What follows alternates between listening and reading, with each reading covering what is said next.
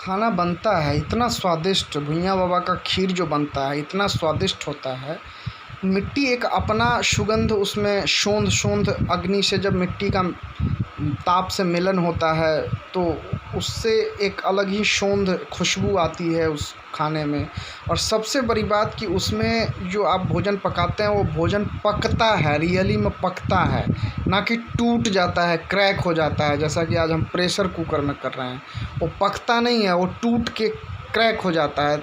उसके जो तत्व हैं, एलिमेंट्स हैं, जो उसके खनिज लवण मंगलकारी तत्व है जो हमारे बॉडी को चाहिए पौष्टिक आहार के रूप में, वो तत्व परिपूर्ण रूप से पक नहीं पाते हैं। तो उनका केमिकल रिएक्शन हमारा बॉडी झेल नहीं पाता है, उनका पाचन, डाइजेशन, एसिमिलेशन नहीं हो पाता है, जिसके कारण that results gastric disease, BP, sugar and bla bla ब्ला।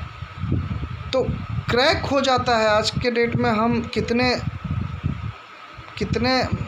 मतलब दुर्भाग्य है हमारा कि प्रेशर कुकर जो लवणों को, जो अनाजों को तोड़ करके खाना पड़ रहा है, हमें क्रैक करके खाना पड़ रहा है, जो अपने उस तत्व का, उस अनाज के उस तत्व का सूटेबल ट्रांसफॉर्मेशन नहीं हो पा रहा है जो बॉडी को, हमारे बॉडी को चाहिए ऑलरेडी। उस बॉडी के अनुरूप वह ढल ही नहीं पाता है जो एलिमेंट्स हमें चाहिए। तो उस अनाज को लेने का भी क्या फ़ायदा? वह कुछ नहीं, बीमारियों का एक घर हम बना रहे हैं।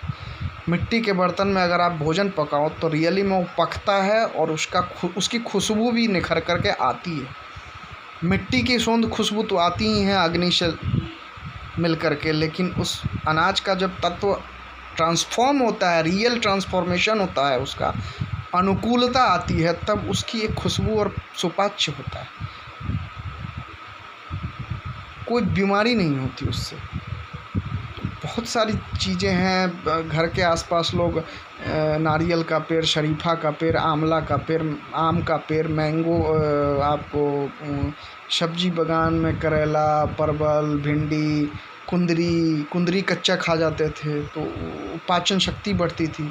दूध में आप देख लीजिए आज केवल सर्फ, वाइट सर्फ, कैल्शियम, जो चूना पत्थर हम लोग जो चूना देते हैं दीवार में, वो और मैदा, कई सारी चीज़ें मिला करके और दूध सप्लाई हो रहा है। और उस दूध का अनुरूप दूध का एक देने का प्रयास, कितना मतलब कितनी विकृत मानसिकता है आज हमें दूध नसीब नहीं हो रहा। दूध मिल रहा है, जो भैंस और गाय का हम दूध मंगवाते हैं उसमें भी आप उसको पकाओ आग पे तो इतनी मोटी मैदा जैसा लेयर मिलेगा कि छाली हम लोग बचपन में भी खाते थे, क्रीम निकाल करके खाते थे, लेकिन मैदा जैसा नहीं होता था, रबड़ जैसा नहीं होता था।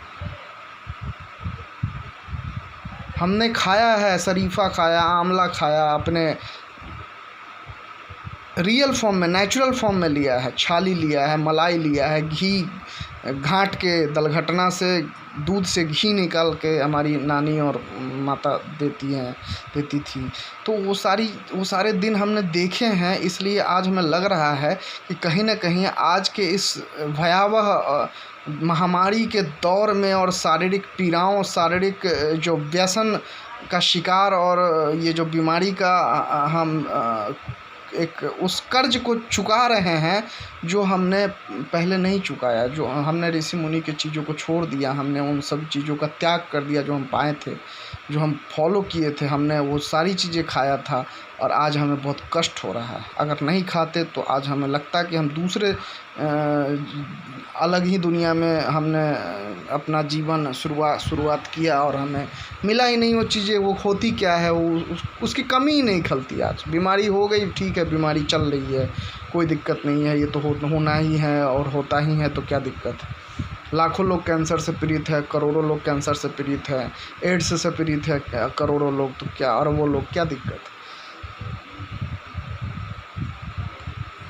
अब पहले के संत होते थे या बुजुर्ग जो होते थे, किसी घर के दरवाजे पे आते थे तो कहते थे कि इनका किचन देख कर के मैं बता दूंगा कि इस घर के लोग कितने सुखी और कितने संपन्न हैं,